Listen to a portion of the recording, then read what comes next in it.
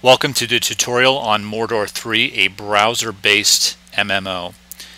If you use the navigation buttons here, you can move around the map, and you'll see in the starting area there's some important tutorial information. One of those that's really important is to note there's a death penalty, note about enchanting, and you can fail items. And a very important one here is the auto toggle. This is an idle-based combat system. And what this means is when you turn auto on here, it means you'll use all of your autos. If you turn it off, you'll only use one. It's really helpful for kind of moving around. One of the first things that you want to do when you start off here is enter the guild hall and take a look at some of the classes, some of the advantages, and some of the skills that they have, and kind of choose early on which one you want to use. So I'm going to go ahead and go with the wizard, so it's going to kill most everything in this tutorial very quickly. And this is cut off a little bit just on the recording window, so it might be a little hard to see, but I'm using switch to wizard here.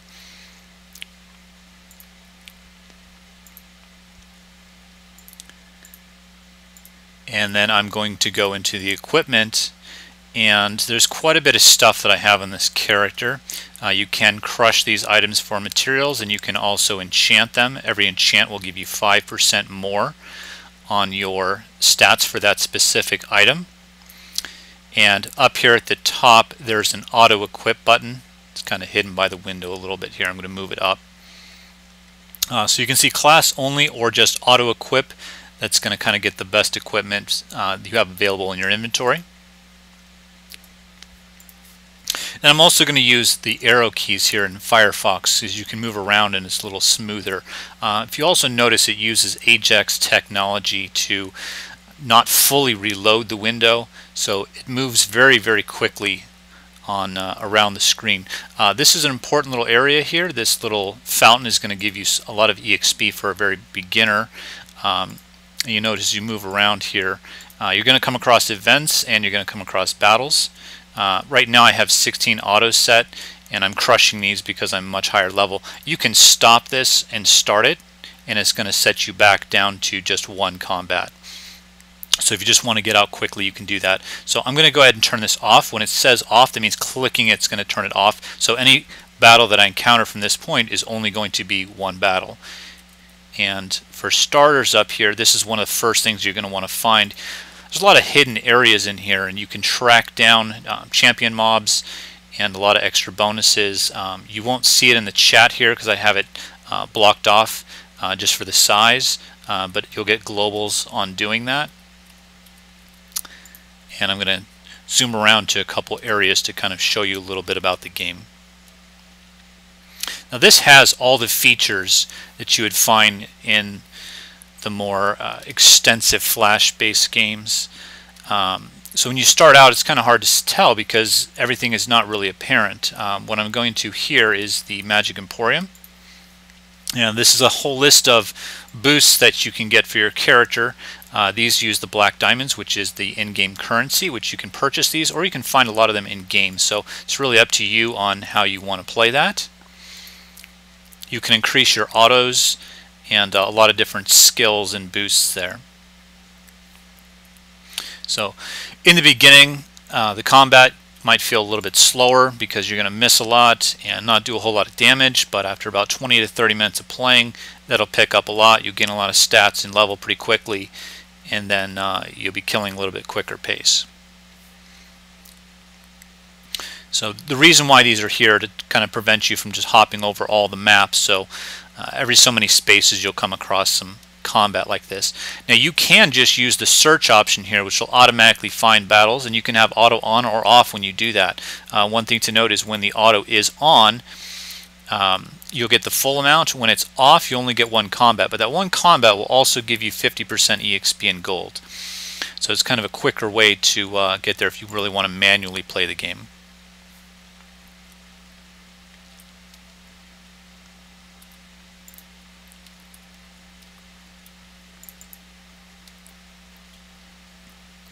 On this map there's a training hall here, which I'm going to get to, And this is where you can train your stats for gold. So you can pick up a lot of extra stats in the beginning too. These are real cheap, so this is one of the first things you want to do with this. And then here you can drop down to another area. I'm not going to do that quite yet. Here's one of the encounters. This one's just a quick little buff that you gain for a few combat rounds. So you'll notice a little icon up here. You'll see a lot of those for different types of damage spells. I don't have my pet up right now, so I'm going to click on pets. And I have a couple here, so I'm going to go ahead and summon this pet. And then when I start the combat, these are really important. They'll do a lot for you. Now you'll see my pet has stats. It will level up just like the player. And there's a lot of enhancements you can do. A little free gold there. This is one of the quests. Sometimes you'll come across random ones. This is one that's more set. Here's a little event to buy pet food. Pet food is used to enhance your pets. You can level them up. Every time you do that, you gain 2% on their stats.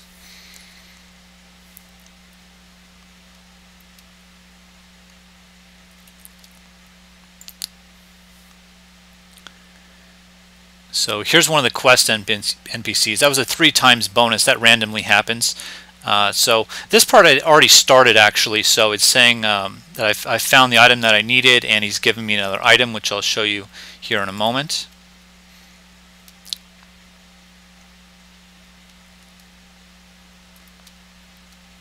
And when you play this regularly, it's going to be a little bit slower. You don't just go across everything this quickly.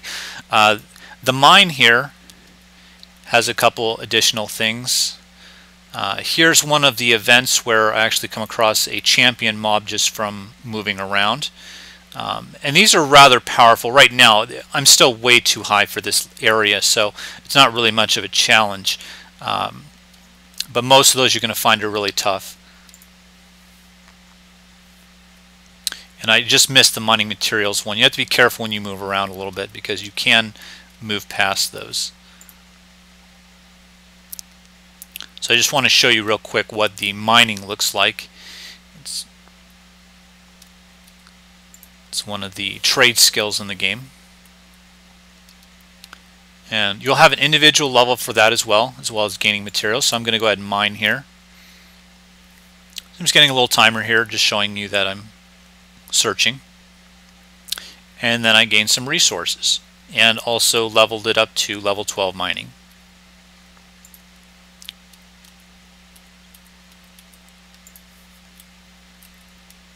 So up here, there's some hidden items in these places, so you don't want to just go through these maps and pretty much ignore everything. And here is a daily event. When you go on this, you want to make sure if you die in here, you're not going to be able to do this. So you want to make sure you don't go too far. And at the end of each level, you're able to choose whether you want to continue onward or if you just want to take the reward. So be careful with that. There is a death penalty, and you can see that in the profile sheet, which I'll show you here. So this is just giving an example of what all the stats are. So my total attack here is 179. That means 6 of that's from equipment, not a whole lot because I'm a mage. And then the knight profession that I have a level 30 knight as well, and each one has its own separate level. And each one also gives a small boost to its specific stat. So Knight's giving a little bit of attack here, Mage is giving, Wizard is giving a little bit of magic. So I actually gain 100 points of magic regardless of any class that I play, including the Wizard. So if you build up all these other characters, this perma boost that you get from all these is kind of building up your overall character. And then also from the training hall, these also carry over to any class that you play. So they really build up your overall class, and it makes it really easy to go through and level additional classes from there. So I'm just going to go ahead and exit here and take my reward.